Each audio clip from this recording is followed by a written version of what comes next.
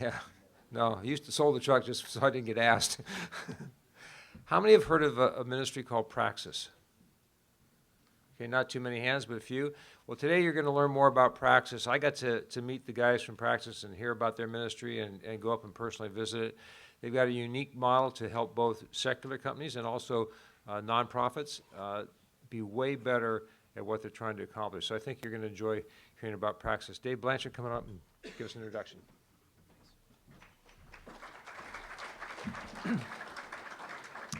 It's a real privilege to be with you today, and wow, what an amazing thing to see the long obedience in the same direction of the folks who started this, and to have such a great room of individuals like yourselves here together. And just a great honor to share the stage with some of the ministries we've heard this morning who their work is a lot of the reason that we get to exist, which I think you'll understand a little bit more about in a minute. So before I tell you about what we do organizationally, I want to welcome you into a little bit of a conversation about what's going on in culture today. We think we are in the midst of an entrepreneurial age that is unprecedented, and that creates an opportunity for Christian entrepreneurs that's unlike anything else we've seen. Not getting any action on my clicker here. There we go. So this unprecedented opportunity for Christian entrepreneurs is really a result of three trends we see happening across the entrepreneurial spectrum. Those are along the lines of interest, influence, and impact. So if you look at what's going on in the world today, the Kauffman Foundation says that 54% of millennials want to join a startup or have already started one. This is an unprecedented vocational shift that we haven't seen before. It's energy that's redirected, that we need to redirect to kingdom opportunities. At the same time, the influence of entrepreneurs is undeniable in our culture today. Whether it's Muhammad Yunus winning the Nobel Peace Prize, Invisible Children have the highest viewed video of all time, a primetime television show about entrepreneurship, or even this last one, which I think really highlights it. This is Dennis and Naveen, the founders of the Foursquare technology app. They're featured in a Gap campaign, a fashion campaign, alongside rock stars and movie stars, if that gives you a sense for how our youth are thinking about the role of entrepreneurs in society today. At the same time, the impact opportunity is incredible. Jack Dorsey, founder of Twitter and Square, said on the cover of Fortune that the most efficient means to spread an idea today is corporate structure. Maybe 200 years ago it was something different. Maybe 100 years from now it will be something altogether different. But right now, with the talent and the capital and the ecosystem around entrepreneurship, if you have an idea and you want to get it out into the world, you should start a business or a nonprofit. Let me give you 3 examples of people who've done this recently and in the past, really across the spectrum of worldview. The first is Jamie Torkowski. Jamie is the founder of To Write Love on Our Arms, one of the most successful movements to talk about mental illness and depression amongst the college age group. He believes that God cares about individual pain, and that drove him to create this organization. You also have Wendy Kopp, the founder of Teach for America, one of the most successful nonprofits of our time. Boston University Online said that her conscience compelled her to create a solution to economic inequity. She created an educational nonprofit that's taken over the country by storm and now the world. At the same time, this is not a new idea. We're all familiar with Planned Parenthood. Maybe you're familiar with Margaret Sanger and her philosophy about what made a woman free. That idea, put inside of a corporate structure, has had dramatic impact on our society. None of us can deny that. Devastating, in fact. So this is the role of entrepreneurs in society. We see cultural impact happening through the first entrepreneur's idea that begins to shape an organization. They recruit employees who take on a certain perspective about the world. They work in a certain way. Those employees and that team starts to shape the stakeholders that they interact with, the beneficiaries, the customers, the people who finance those ventures. As those stakeholders begin to be shaped, the industry takes on best practices from those leaders. And as industries go, so goes the broader culture. This is why we think it's so important who those entrepreneurs are. It shapes the gospel should, at the end of the day, shape their motive, why they do what they do, shape their vision, what they're going to go about doing, and then ultimately their execution, how they go about doing it. All this adds up to what we say, which we really believe that the future of culture depends largely on the next generation of entrepreneurs. It's a big statement, but almost everything we interact with has been created from an entrepreneur at some point in history. So an ecosystem has been created to support these entrepreneurs. Some of you may be familiar with these names on the screen: Y Combinator, Techstars in the for-profit space, Echoing Green, Draper Richards Kaplan, Skoll Foundation. Organizations doing great work to help entrepreneurs accomplish their goals. But there's a major problem that faith has been largely left out of that equation. That's where we come in. We exist to flip that on its head. We've created Praxis as a 501c3 nonprofit to equip and resource Christian entrepreneurs who are motivated by their faith. We think they should be supported in a multifaceted community of support. So that's where we've come about. We're inspired by a group called the Clapham Circle. Maybe you're familiar with them. They actually existed 200 years ago. I don't know if Jack Dorsey knew that he was referencing them, but they were a network of friends and family who were bound together by moral and social values and their religious faith. They were strong Christians led by a man named William Wilberforce, who perhaps you've heard of. They're most famous for the abolition of the slave trade, but they were involved in myriad things. In fact, they launched 65 different initiatives, campaigns, businesses, and nonprofits during a 40-year period, all across a variety of sectors. They were involved in the reformation of education, in evangelism, in Bible translation. They started a society against animal cruelty. If they thought it was important for the fabric of the culture, they got involved in advocating for it. Their biographer, Stephen Tompkins, says that the ethos of Clapham became the spirit of the age. A powerful statement. So we have the audacity to ask, what might this look like in our time? How might we get involved in this? And we think this is where entrepreneurs come in a big way. To go full circle, we think entrepreneurs are winsome cultural witnesses. In a world where people don't want to hear about faith so much as they want to see it, their ventures can be a demonstrated apologetic. We've seen that this morning from this stage. People's hands giving birth to what they think faith looks like in our world today. So how do we help these entrepreneurs? We've got a few core programs I'll tell you about real briefly. We run accelerator programs that are 6-month long that help businesses and nonprofits that are Christian-led get access to world-class Christian mentorship, people who've really integrated their faith in a deep way and had a lot of success doing that. We put them in a shared faith peer community, so they have a dozen other entrepreneurs to work with that go through the same challenges and struggles. It's a hard thing being an entrepreneur. We give them access to values-aligned capital, which I can probably don't need to tell you, tremendously shapes the direction of the mission of the organization.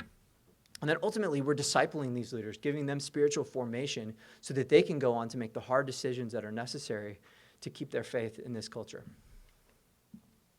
We run 2 programs a year where we take 12 Christian-led nonprofits and 12 Christian-led businesses. So we work with 24 total organizations a year. These are the top Christians we can find around the world.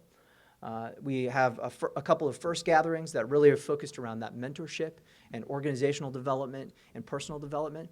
And then we have these finale events, which my co-founder Josh will tell you about in just a bit, where we welcome investors and philanthropists in to help support these entrepreneurs in their work. Our other program is called Praxis Academy. Praxis Academy works with undergraduates, and our goal with Academy is to shape the imagination of the next generation of entrepreneurs. So every summer, we spend a week with 150 top students who are interested in faith and culture and entrepreneurship. We give them access to some of our accelerator alumni and help them think about the theological foundations of how God thinks about work and our opportunity in the world. But that's what we do. Let me tell you a little bit about how we think about ourselves. And this is a little bit about who we are today and also aspirationally what we want to be over the long term. Really see ourselves as a community, a venture group, and a new kind of university. On the community side, it's one thing to say we're a community. We use that word a lot. But we want to think about ourselves not as aiming at community, but really as community being a byproduct of shared mission, vision, and activities, as author Mark Scandrette says. So we're orienting towards things, and we believe that relationship comes out of that. We're thrilled to have a community of over 110 entrepreneurs who are working around the world across different sectors. We've got Organizations working in everything from genomics to discipleship to orphan care to technology to retail, believing that the body of Christ makes up the fabric of society in a really compelling way, and it's important to be working across sectors if you want to shape the spirit of the age. We've also had over 150 mentors participate in our program so far. Maybe you're familiar with some of these faces and names on the screen. These are people who've started multi-million, sometimes billion-dollar companies. They're CEOs of the fastest-growing nonprofits around. They're advocates, investors, and really wonderful individuals at the end of the day who volunteer their time to participate in supporting our next generation entrepreneurs. We've also got a large community of about 350 philanthropists and investors who've been involved in supporting our entrepreneurs, coming to our finale events and getting involved in what they do to provide that backbone of access to values-aligned capital that we say is so important. So that's our community side. We also think about ourselves as a venture group, a group that tries to commit to efficiently deploying kingdom resources, both human capital and financial capital, to these organizations. We do that in a number of ways, but I want to give you a couple stories before I give you the numbers. First, this is Ben and Laura Harrison. They started a venture that's in our program a couple years ago called Jonas Paul Eyewear. Now you can see them here with Jonas Paul, their son. Jonas is a lively, wonderful kid who also was born nearly blind, a devastating event for Ben and Laura. He's had 16 eye surgeries since his birth just a couple years ago. Very difficult. Amazingly, they had a creative response to that suffering, as is often the case. And they started an eyewear company to honor their child. They wanted to do two things. First, they wanted to take away the social stigma that exists when kids put on eyeglasses, the four eyes syndrome. They believe that if adults could have the style of Warby Parker and these types of things, that kids should have that too. They should go to school confidently. So they started this fashion-forward eyewear line, and they also have a give site, buy site program, where if you buy a pair of glasses, it goes to someone in need internationally. They came to our program as a small organization with $54,000 in revenue and big dreams. At our finale, they met an individual who said, I really like what you're doing, I like your heart, and I know the former CEO of LensCrafters who's a Christian. I want to put you in touch. A couple months later, that guy was leading a $500,000 seed investment in their organization and sits on their board. He also brought in a friend who's one of the top retailers of sunglasses in the country, and they're off to the races. This is a way that our community turns into a venture group and really starts to provide results. Another example is Cole Cressilius, the co-founder of Crochet Kids, a Costa Mesa-based nonprofit that works in Uganda and Peru to help employ women through apparel design. This is actually Cole on the cover of the New York Times Style magazine with his co-founders. It's a high-profile organization that has gotten a lot of great coverage. But it's also a nonprofit. And you can imagine one of the difficulties of being a nonprofit with a business model is getting enough working capital to finance your inventory, especially when you have large orders coming in from folks like Nordstrom's that he works with.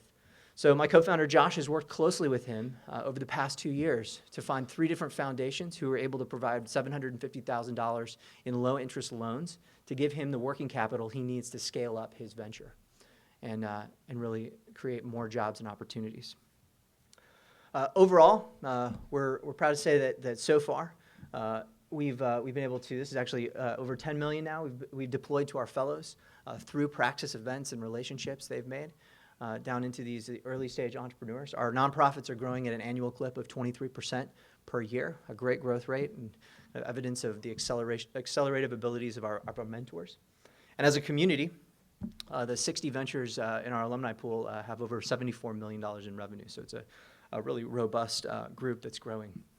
Finally, we think about ourselves as a new type of university. We think ourselves as technically a group that helps with entrepreneurial growth.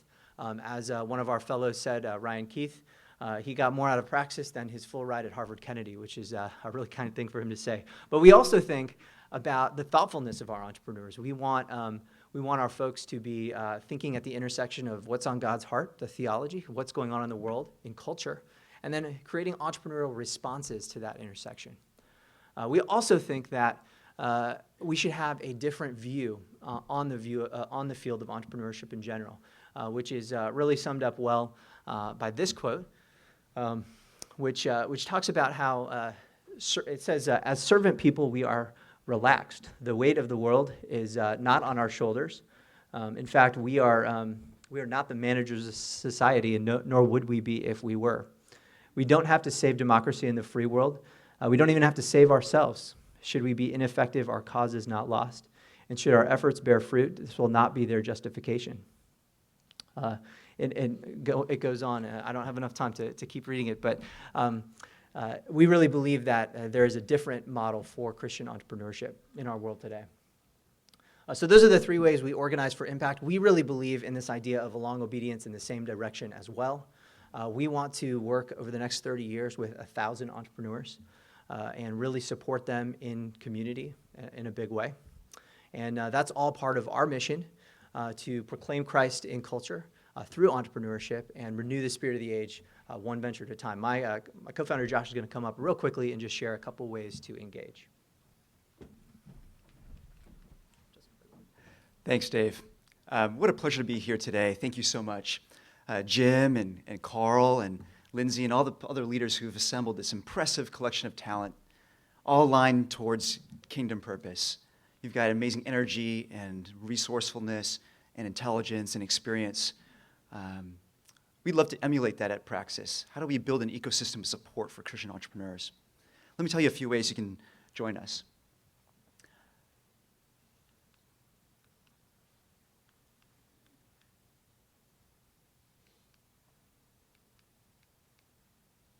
Sorry. One, you can lend us your talent.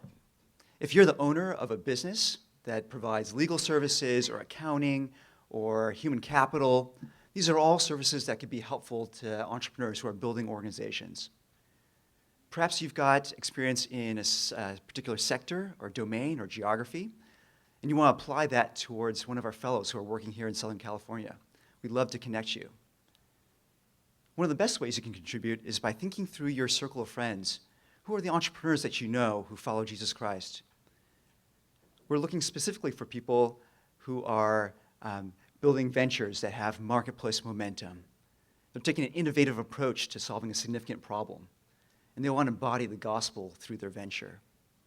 We'd love to encourage them to apply to one of our accelerator programs. And this is a time in the presentation where you can take out your phone. The one time you can take out your phone, go do it. Put my name and email address in there, josh@praxislabs.org. And I want you to put down the name of an entrepreneur who's emerging, high potential kind of person, or maybe someone who's got a scaled business that's running at more than 100 employees. I'd love to get to know them. Now, some of you out there say, well, I don't really know any entrepreneurs. How can I be helpful? Well, you might be growing one in your home, right? How many of you have millennials at home? All right. And some of them are off to college. How many have college kids? All right, fantastic. We love to get to know them. We'd love to have them come and join us at Praxis Academy. Praxis Academy is going to be held right here in your backyard at Biola University, first week of August. Okay. So the deadline for application is April 17th. We'd love to get to know your kids. They're going to have a blast with us. All right. Now, some of you say, you know what, my kids just graduated. I'm sorry. Don't be sorry, because you are now flush with more than $100,000 in cash each year. Am I right? And you're wondering, how can I deploy that well? Well, we have some ideas for you, right? So you're looking for an investment opportunity. Come spend time with us at the business finale. This is where you'll get to meet our business fellows, people who are running high-impact businesses with social and cultural impact.